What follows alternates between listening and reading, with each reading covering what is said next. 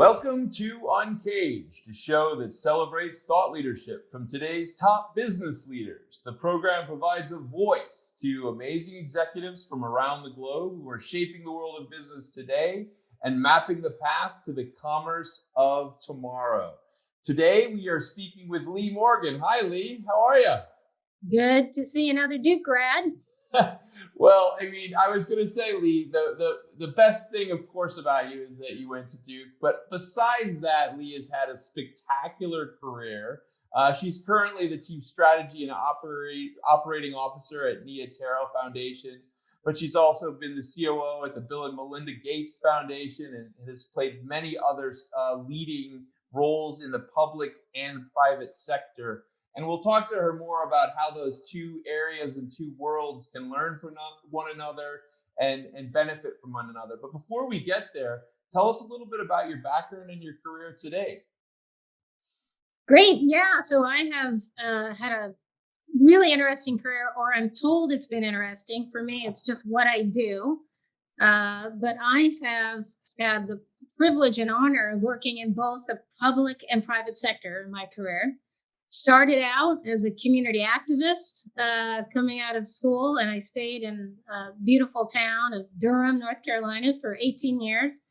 And while there, I worked in a couple of nonprofits and then joined Governor Jim Hunt in the time when Bill Clinton came into his presidency and established the AmeriCorps National Service Program.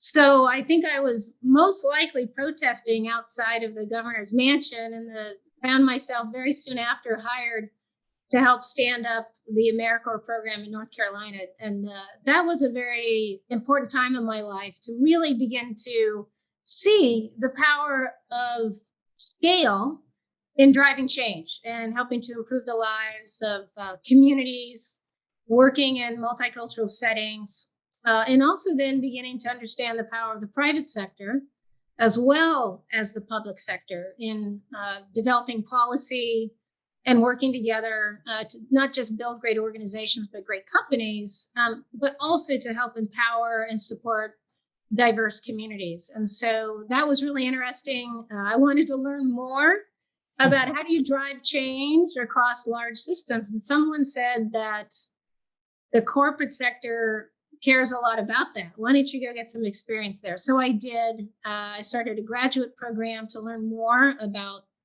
how do you build great organizations. And that got me into healthcare and biopharma, where I stayed for plus or minus 15 years. I ended up in an iconic, great company called Genentech back in the Bay Area eventually, and helped to scale that organization from about 5,000 to 11,000. And then we were acquired by a big Swiss company. So I've been through a couple of M&As now in big pharma, again, working at a scale across multiple platforms. And then I got some experience working in academia. I was asked to be the Associate Chancellor of the University of California, San Francisco, and eventually followed my boss at UCSF up to the Bill and Melinda Gates Foundation, back to the homeland where I was born and raised, which is Washington State. So that was really fantastic work. And now I'm at a really amazing, scrappy startup called Nia Tero, where we do work around the world to support Indigenous peoples to secure their rights and sovereignty in their ancestral homelands, which we know is a critical and key component to ensuring that we have a vibrant, healthy planet that survives and thrives well into the future. So what an incredible background, Leigh. A varied background. You've been part of explosive growth in groups like Genentech. You've worked with unbelievably scaled foundations like the Bill and Melinda Gates Foundation, and then also what you've been working on recently at Nia Tero, clearly a very focused effort, but a very important and critical effort. I feel like I could get so many insights and learnings from every one of those experiences, but tell me how you think the public and private sectors can benefit from one another, and what learnings should they take away? It's a great question. And as I've over time, I've certainly seen the dynamic and the interplay and interdependencies between the public and private sector increase. And so when I was in government with Governor Hunt in North Carolina, we did do work with the corporate sector. I saw the potential. I got firsthand knowledge of that. It was also true that we had a lot of strong boundaries across sector. You know, healthcare did healthcare, right? Technology did hardware and software, right? The government took care of public related things. And over time, and I think we've seen an acceleration of this, which is a blurring of boundaries writ large in every aspect of our lives and our communities. That's certainly true in the business sector. That's true in the nonprofit sector. And so for one example, when I was at the Bill and Melinda Gates Foundation, we over time, plus or minus $1 billion had been invested in our impact investment strategies. And some portion of that was invested in equity and debt in for-profit companies. And the reason that we did that was to really spur innovation on diseases that impacted the poor, right? Because there's not a lot of money developing drugs that there's not a lot of money for payers, meaning some of the governments in some of these countries, they don't have a lot of money. And so we wanted to spur and use market forces to generate better drugs that impacted issues of poverty and health. And so that was one way, and many other ways at the foundation where we worked across the public and private sector. And I've seen that also in healthcare, which has been a bit of a consistent substrate for me. I'm on a number of biotech boards now. I'm a vice chair of the Fred Hutch Cancer Research Center. And we've seen the Fred Hutch has been at the center of Operation Warp Speed for COVID and helping to develop and accelerate the development of some of these mRNA vaccines that we've seen to have incredible efficacy in fighting this horrible pandemic.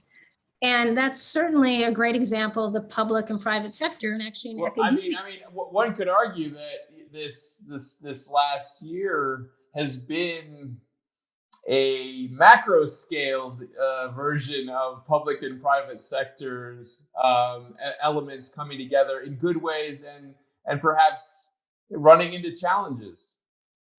Yeah, you know, the big issue here is we're seeing the blurring of boundaries and more a proliferation of public-private partnerships. But the challenges that remain are, how do you align the incentives for the corporate sector, the private sector, and the public sector, right? And so a lot of those incentives are really, how does money flow, right? Both from investors, but also from the government. And that's really the big lesson. We want to align financial incentives so that we get people to the table where they weren't previously at the table. And that's certainly what we've seen from Operation Warp Speed, which was essentially a blank check that the government said, we're going to backstop you, pharma companies.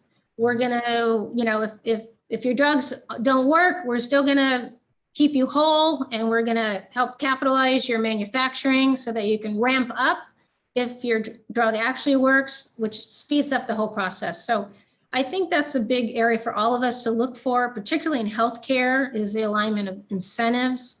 I'm very pleased that recently we've seen some proposals in Congress to increase funding for basic sciences, which is really key. And then in my current work now, we're seeing a much greater attention in the climate space to the criticality of Indigenous sovereignty and rights of Indigenous peoples who have lived in place, who have been guardians of Earth's remaining large-scale vital ecosystems.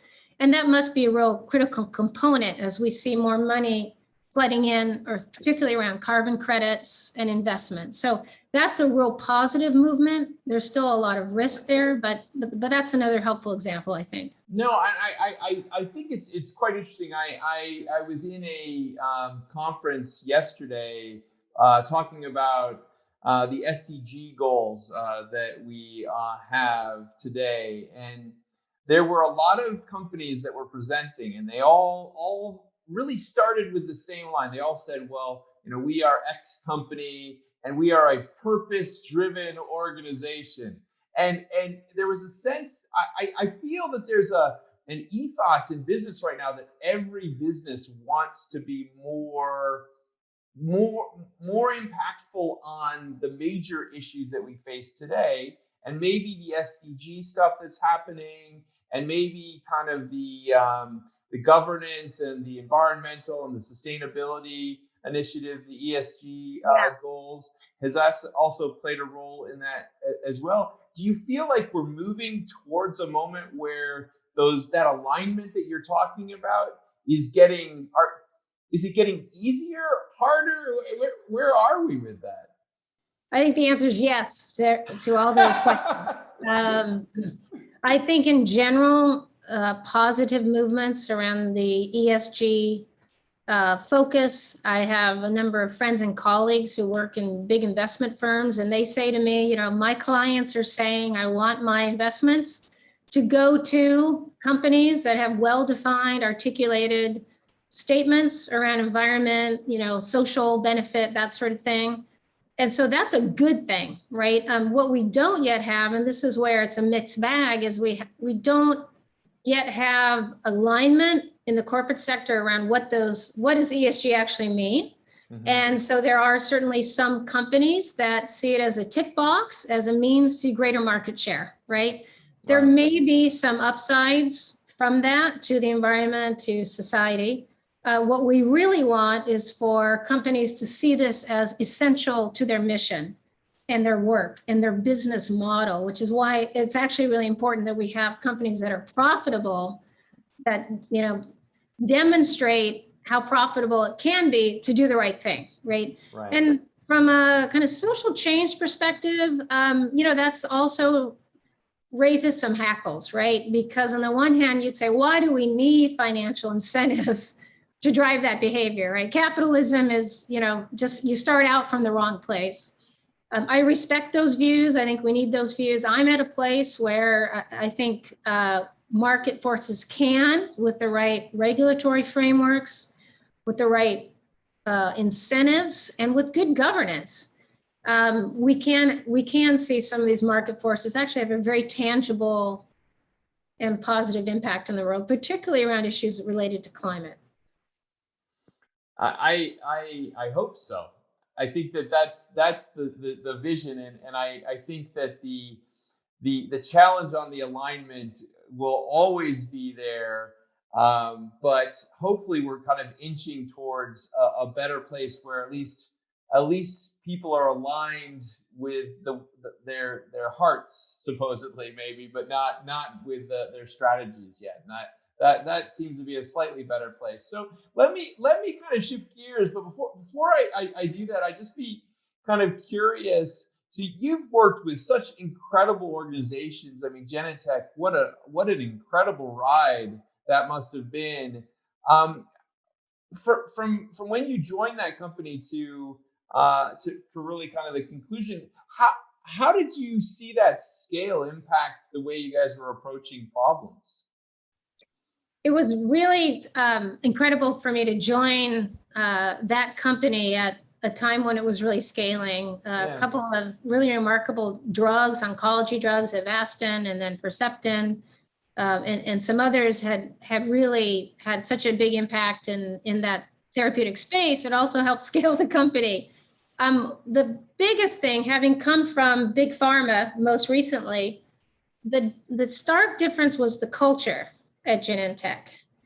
Culture. It was a high trust culture. Mm-hmm. It was a culture where you would see the executives, and by that I mean Art Levinson, our CEO, Sue Desmond-Hellmann, who ended up being my boss a couple times, out of working with her, Richard Scheller, who was our head of development, Hal Barron, who's now head of R&D at GlaxoSmithKline. What you found, and I wasn't at that executive level there, I was not at the C-suite, was one below, alignment around the mission, patients first, good research first. And that was the engine, and then commercial followed. Mm-hmm. And it's changing a little bit now, but in my previous roles in pharma, it was commercial and R&D would kind of follow behind. Right. And so when you change that model, you really get rooted in what's best for patients, and you start aligning how you spend your money, how you think about your portfolio, and you think about what drives great science. And one of the things that drives great science is innovation. What drives innovation? Trust, debate. People need to feel that they can say, yeah, that's crazy. And everyone knew if you had the best idea, you could have a mohawk, you could, have a tattoo on your forehead, but if you had the best idea, you were wanted in the room. Yeah. Because the culture was, we want the best ideas to fulfill our mission, right? Which was to solve really hard, gnarly diseases. And so culture. And then secondly, this notion of alignment at the leadership team. We all knew that the executives debated hard, but when that door shut and they came out, they said, we're in. And so that was formed for me the basis of what great leadership looks like and what great companies look like. We also, I guess I'd say the third thing is we wanted to be process light, just enough to get us moving and cooking and aligned. Yeah. But we didn't want to be process heavy. And so that lent itself to this spirit of innovation and really remarkable scientific breakthroughs. Well, hallelujah on the process issue. I was talking to my team internally today about that, which is as the business scales, how do we not let process become a result? It's hard. It takes attention. I don't think you don't just solve it. Yeah. As leaders and employees at all levels have an important part to play, and you just have to keep saying, what's the minimum viable process to get us to good, right? And if you can't say that process helps, it's gone, and move on. I love that. I'm gonna borrow that, Leigh. What's the minimal viable process? That's an excellent line. And then obviously you went from Genentech to probably one of the most celebrated organizations on the planet, the Bill and Melinda Gates Foundation. Wow, what an incredible place to have been part of, and certainly very topical today. Maybe in the future it'll just be the Bill, and then there'll be another Melinda Foundation. Who knows? But what was that like? Wow, what a great experience. I think for me, I'd worked globally prior, but one of the things that I learned at the Gates Foundation was the power of, I call it the 3 Ps, partnerships, platforms, and people. And the Gates Foundation had a platform. When the Gates Foundation called, people answered, right? And it worked through partnerships with the government, partnership with NGOs, partnership with the for-profit sector, all focused on its mission, right? Which was to alleviate poverty. And so that was amazing to see the power and potential of partnerships. And then the people part is when you really hire remarkable talent and work aligned around a compelling mission, right? What that can enable. And so the 3 Ps were really huge. And it remains a remarkable organization. It will absolutely continue, despite current events of announcement about Bill and Melinda. It's a vibrant and vital resource in the world. Yeah. It will continue to be that way. It'll be interesting to see how it adapts in the coming years. But when people say, oh, what does this mean? And I was like, we don't know the specifics, but we know it will remain an important major player in the world. And so I'm rooting for it. I have no reason to expect that it wouldn't continue to do great things. Yeah, absolutely. And I did watch, I think the Netflix documentary where they were talking about some of the sewage work and that the foundation had been involved in, and it was just such a fascinating story of something that is so commonplace and almost it's certainly taken for granted in the U.S. and Western Europe, and yet how challenging clean water still is for so many societies around the world. I was actually delving more deeply on that topic actually in Latin America. A lot of the, where we were talking to a group where they were talking to us about how a lot of the challenges that we face on the immigration front today are deeply rooted in the fact that some sanitation and clean water still remain huge problems in even like Central America, South America. We often talk about Asia and Africa in that area, but certainly not about like Nicaragua or places like that, which just don't have any infrastructure. So always challenges, right? Always things that we have to tackle. But let's kind of tackle a slightly different topic, and that's really what we've all been living through, which is probably one of the biggest challenges that our world has faced, especially in our lifetime, Leigh, which has been this pandemic. It's impacted all of us on a personal level, professional level. I'd just be curious to get your thoughts on what learnings that you've gained and garnered through what the work you've been doing at Nia Tero, as well as personally. Yeah, well, what a time, and the one thing I want to just elevate, and so true, is that certainly for those of us who live in the U.S., due very much to the partnership and the alignment of incentives, which I mentioned before, that really helped to catalyze what may be the most remarkable scientific breakthroughs of the speed at which we're able to develop vaccines. It's unheard of, and these are well-studied vaccines, actually. That's the other thing that I think people don't quite understand. But so it's neat and exciting, personally, for myself, my family, to be coming out of it. For our organization, as we're beginning to think through how do we enable in-person connectivity. What's also true is that's not the reality for most people on planet Earth. We see in India, we see in Brazil, and many other countries where the pandemic is still raging and getting worse, right? And so then we begin tracking back to say, well, why is that? And often it gets back to some mix of poor infrastructure, wrong choices, bad choices, limited governance capacity, right? We certainly see that in Brazil with the Bolsonaro administration and elsewhere.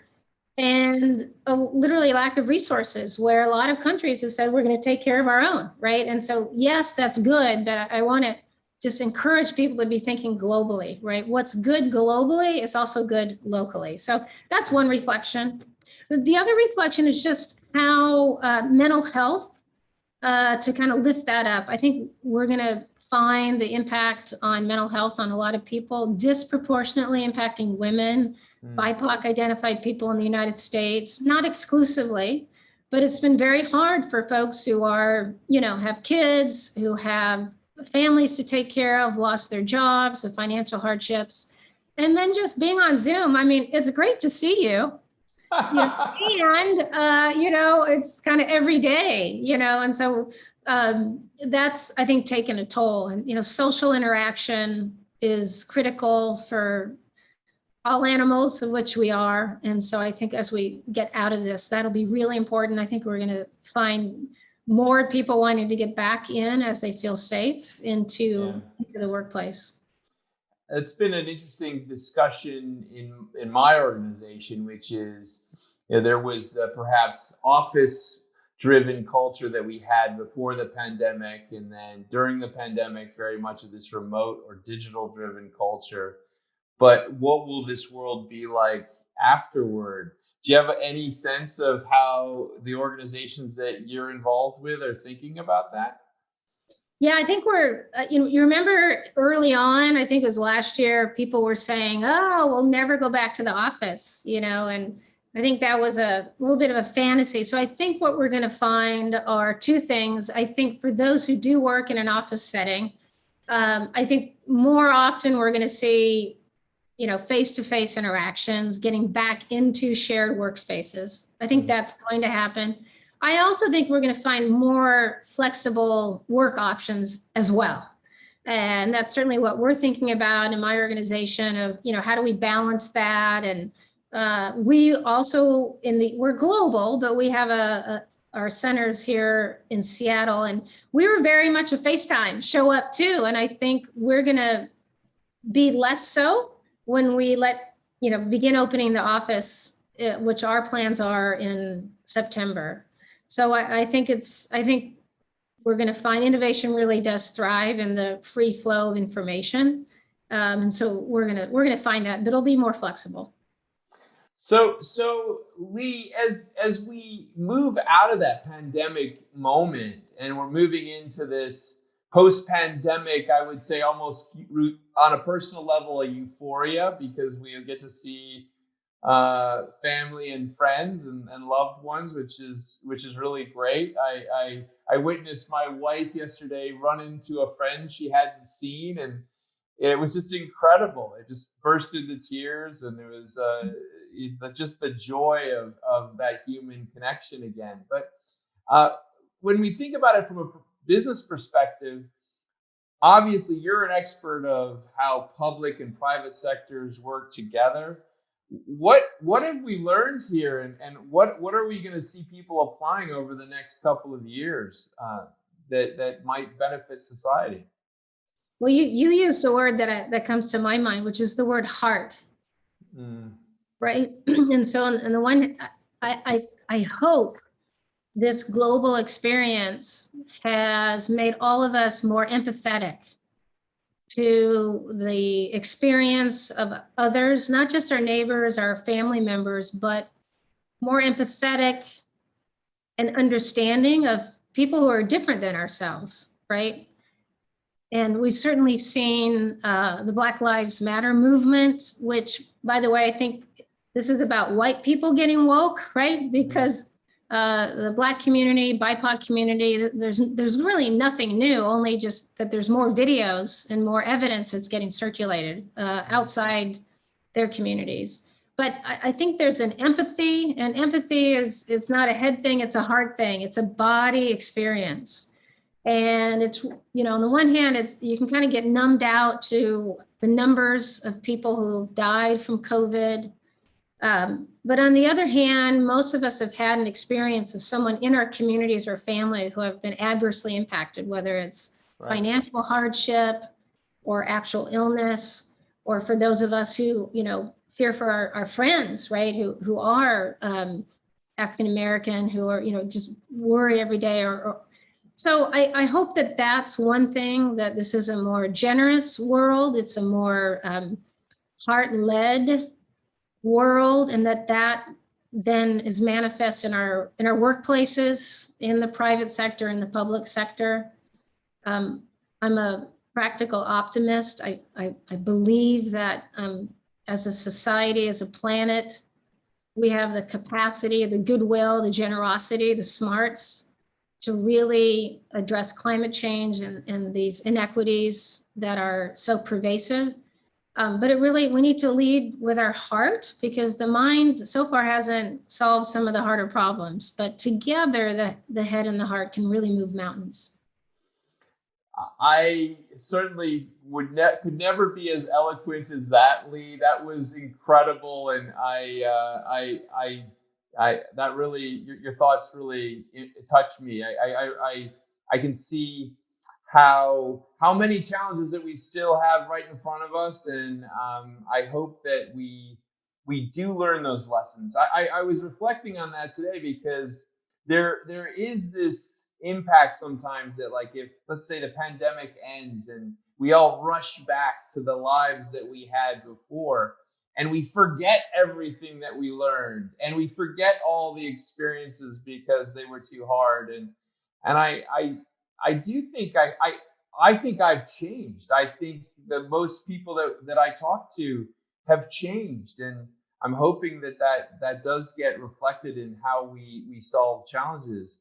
Leigh, it's been amazing to talk to you today. We've been speaking to Leigh Morgan. She is, I would say, a guru about how public and private sector businesses and enterprises and foundations can work more effectively together to scale and be successful. She's currently the Chief Strategy and Operating Officer at the Nia Tero Foundation, She's also been the COO at the Bill and Melinda Gates Foundation. We've talked about her role as the global head of HR at Genentech. It's been an incredible conversation, Leigh.